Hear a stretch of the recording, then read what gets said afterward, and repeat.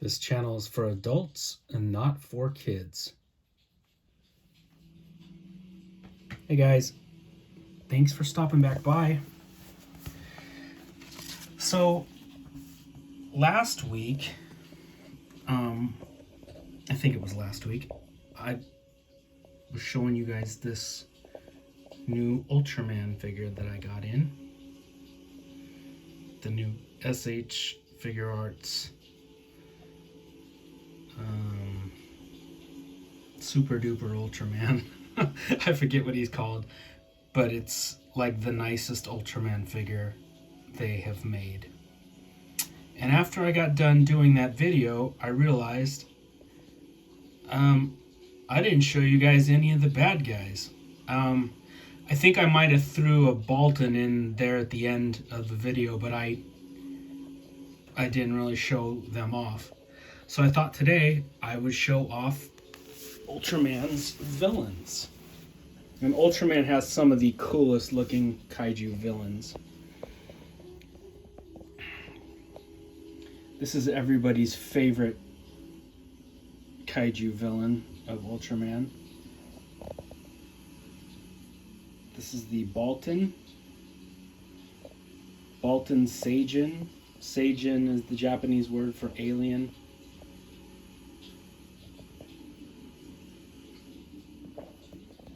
And they are so cool. They're sort of lobster shrimp looking. Look at their eyes.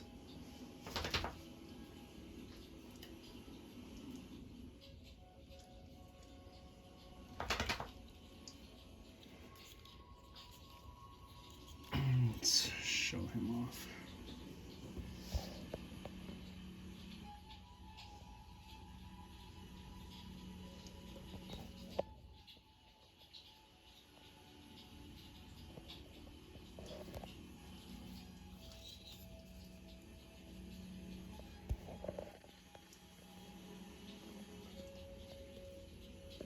I always loved the Boltons when I was a little kid.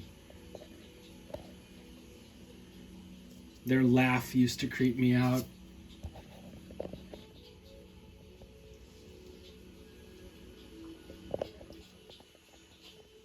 Very cool. So that is the Bolton. Next up, we have Gamora, which is this big Godzilla-sized dinosaur.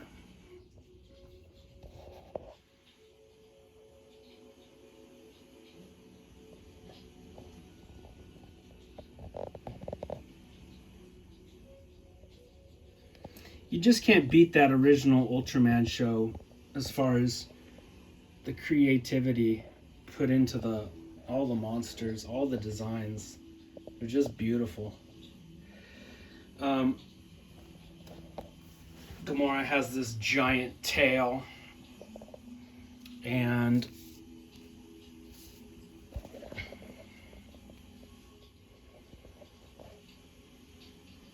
if I remember correctly, I think this was a two-parter. It was a two-parter, 2 episodes. And this big, giant, thick tail of his gets blown off by Ultraman. And so they give you this stump so you can recreate that scene. This big bloody tail stump that plugs into him. Yeah, he gets the shit kicked out of him in that episode. So there's a little piece to replace the horn on his nose. Ultraman breaks that off too, so you can take off that horn and replace it with that little nub. Such a cool looking monster.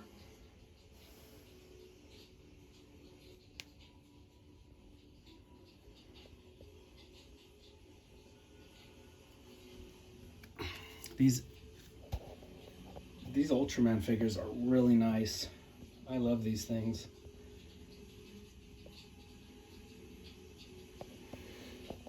Okay, up next, another favorite kaiju. This is Antlar.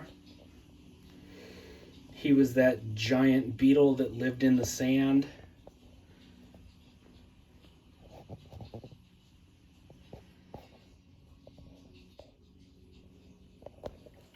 Let's show him off.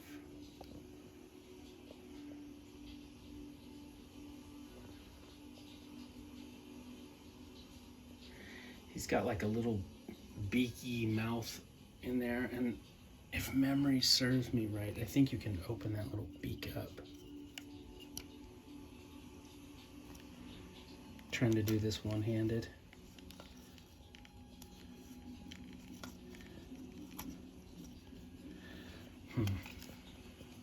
Oh yeah, there it goes.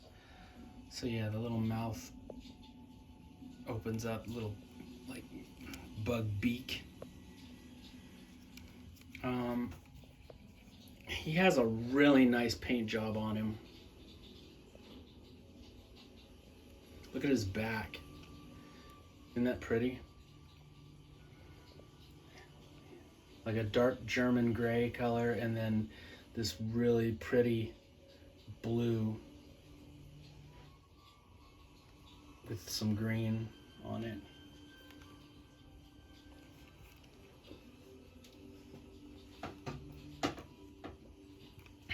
And his pinchers close and open. And what you can do is, I'm not going to do it, but what you can do is you can separate him at his midsection, and then he comes with this little sand base. So you take the top half of him off and you put it in there, and it looks like he's crawling out of the desert floor. It's very cool.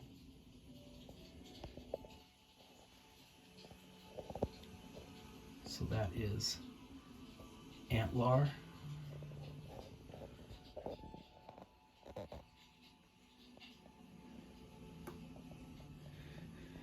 Okay, next up, this villain of Ultraman used to scare the shit out of me when I was a little kid. This is Dada. And you know, it's funny, the things that scare you when you're a little kid and you don't exactly know why. Something about the black and white just fucking terrified me as a kid. Stormtroopers in Star Wars used to scare me too. Freak me out way worse than Darth Vader. Just, I don't know, something about the black and the white. I mean, there's no rhyme or reason to why things scare you as a kid. They just like there's no rhyme or reason why you like the things you like. You just do. Same thing with what scares you. So he comes with 3 different... Okay, that's his normal non-beat up face. Then he comes with a beat up version of that face.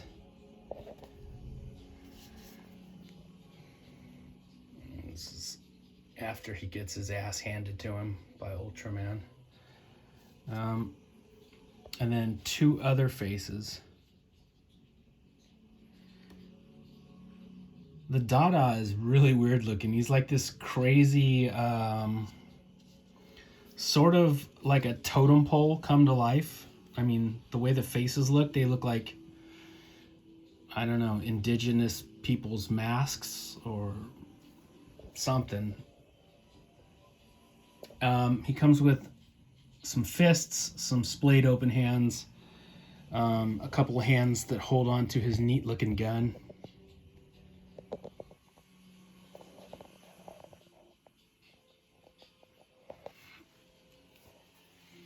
Yeah, but this guy used to freak me out when I was a little kid.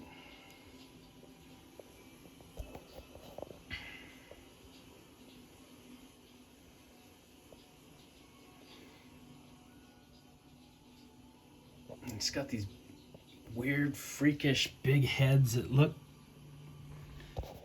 Yeah, he kind of looks like a statue or a totem pole come to life.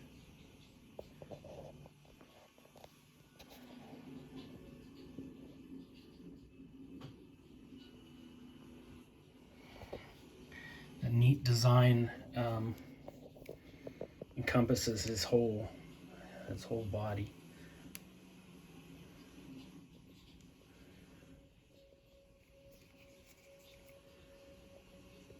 Dada.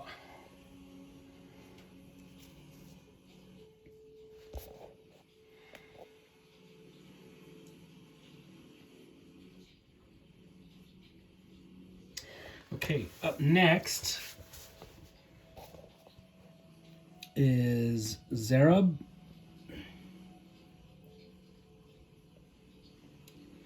And this is the evil alien that masqueraded as Ultraman. He turned himself into a fake Ultraman and was smashing shit and trying to give Ultraman a bad name.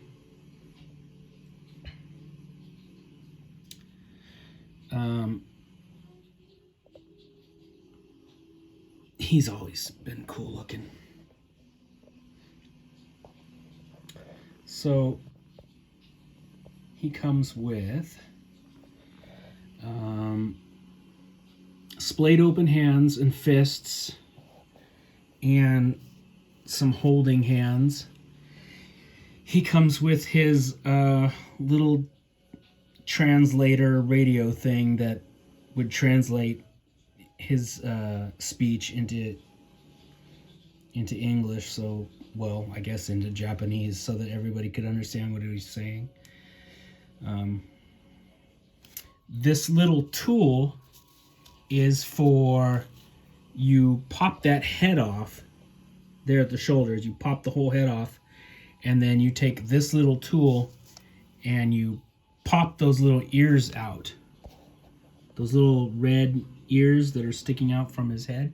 You can pop those out and you can put in these little replacement pieces that make it sit flush with the head. But I think he's neater looking with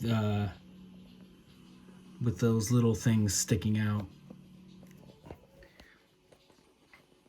Gives it a little more color. Just a little more something going on with that head.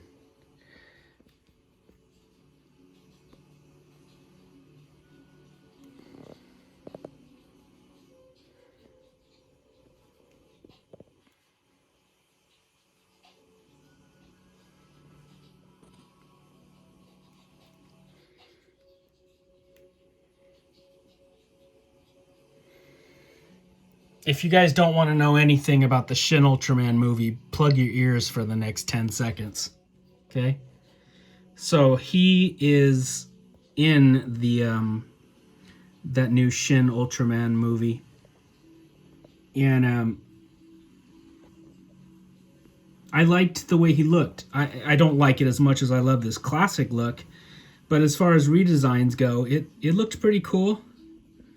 He was pretty neat looking. Speaking of villains who appear in the Shin Ultraman movie, so does this next guy. He's always been really cool too, and that is Methodless. I didn't care so much for the Methodless redesign. This classic one is hard to beat.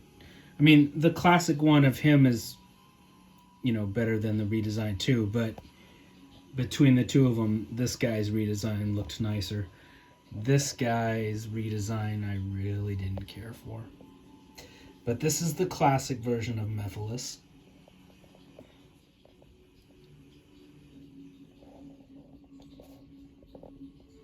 Not a lot of people know this, but he is a hell of a pro bowler.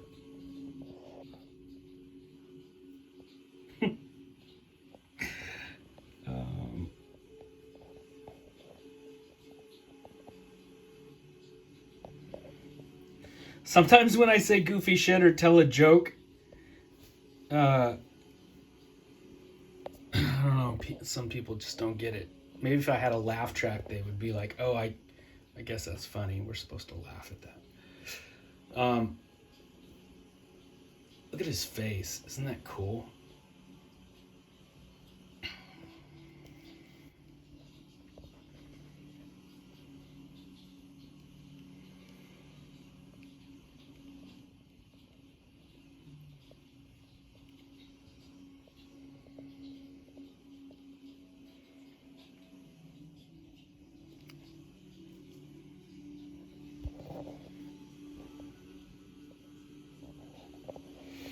these designs are just classic.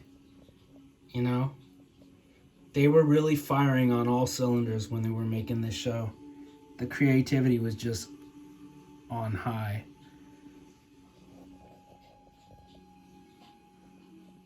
These designs are so classic that for several of the Ultraman series after, they would drag these guys out and change them up a little bit, but you know, they would bring them back.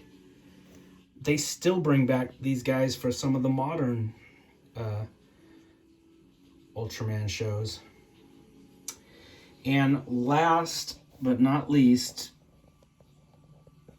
the evil bastard that kills Ultraman, Zeton. Such a cool design. Such a great looking bad guy. Oops.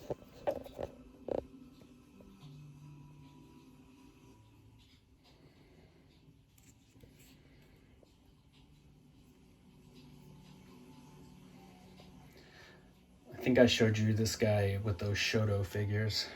It's just such a cool design.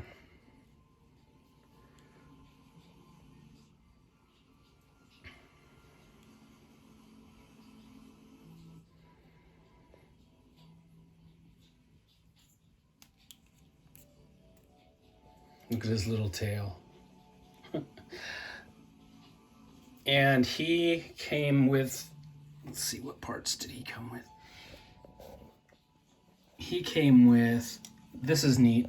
So you take your Ultraman figure that's shooting his spacium ray, and you put these hands on Zeton, and the spacium ray from Ultraman comes this direction. It plugs into here.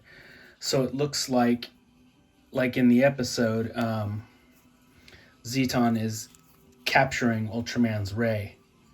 It doesn't hurt him because he like blocks it and absorbs it. So that's neat.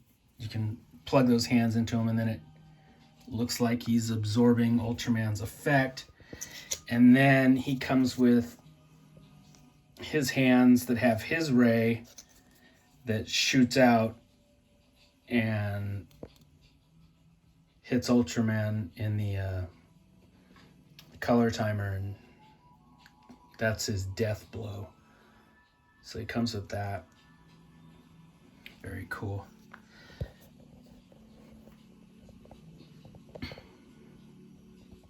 But anyway, I thought you guys would like to take a look at these articulated Ultraman bad guys. They're really neat monsters.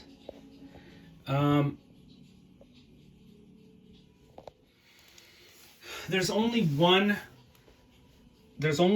other Ultraman villain, Ultraman monster that they didn't make that I would wish they would, and that's my favorite Ultraman kaiju, which is Shibu's.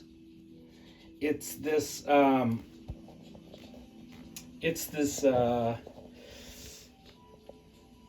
of like a skeleton. It looks like Godzilla turned inside out. It's